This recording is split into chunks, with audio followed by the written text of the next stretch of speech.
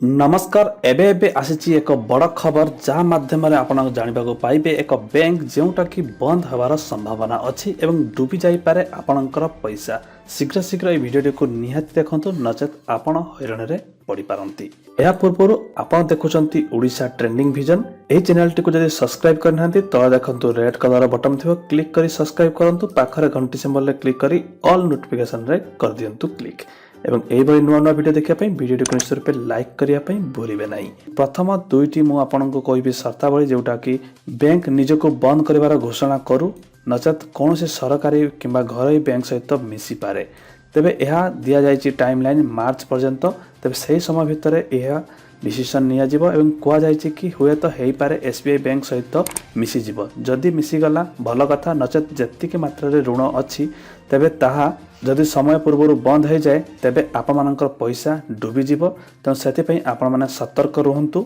एबे बहुत शीघ्र सबु बैंक रो बाप रिजर्व बैंक बहुत जल्दी घोषणा करने को जाउछंती कि येस बैंक बहुत जल्दी बंद होवार संभावना अच्छी। आपण माने देखि पारुथबे येस बैंक गुटे वर्ष पूर्व एटी शेयर मार्केट रे वैल्यू 300 ऊपर मध्ये थिला किंतु एबे मात्र 38 टंकार वैल्यू हो जाइछि। तेबे आपण माने चिंता करि पारुथबे यार केते मात्रा रे लोन अछि बा केते मात्रा रे एते गरीब हो जाइछि। जदि आपनकर येस बैंक रो खाता अछि तेबे आपण माने निहाती भाबरे सतर्क रहिबा उचित नचेत हुए तो आपनकर पैसा जाई पारे रिजर्व बैंक कोनोसी प्रकार रो डिसीजन नबा पूर्व। तेबे एही थिला छोटिया वीडियो आशा करूछि वीडियो को निश्चित रूपे लाइक करिवे एबे नुआ नुआ वीडियो देखिया पई आपण हम चैनल टी को सब्सक्राइब करि जिवे। तेबे चलंतु पुनी भेट होया एक नुआ वीडियो रे।